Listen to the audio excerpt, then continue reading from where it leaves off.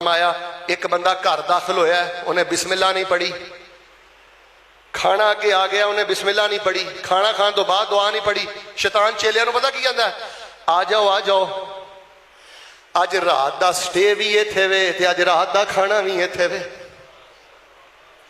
तो फरमाया जे बिस्मिल्लाह पढ़ के दाखिल होवे ते फिर शैतान आंदा अज रात इत्थे रहनी है। जे खाने ते बिने बिस्मिल्लाह ना पढ़ी फिर खाना भी खांदा है। ते जे फरमाया दाखिल हो लग्या बिस्मिल्लाह भी नहीं पढ़ी, खाने दी भी, फरमाया रात भी उत्थे रहिंदा है, स्टे भी उत्थे करदा है। और याद रखो लोगो, तुसी डाकुआं तो घरां नूं बचा लिया, चोरां नूं घरां तो बचा लिया। और डाकू आके की करेगा? तोला सोना लै जाएगा, आप साहब जी लाख रुपया लै जाएगा, अल्लाह होर कई लखां दे देगा। इस शैतान डाकू ने तुहाडे घरां च गैरतां लुट लईयां, हया लुट लई, शर्मो हया लुट लई। जिस घर के अंदर शैतानी बसेरे ने, जेड़े घर शैतानी डेरे ने, उन्हां घरां च मुहब्बत नहीं, उन्हां घरां च बीवी नूं खामद जहर लगदा है ते खामद नूं मुहब्बत खत्म। इस खतरनाक डाकू नूं पहचानो।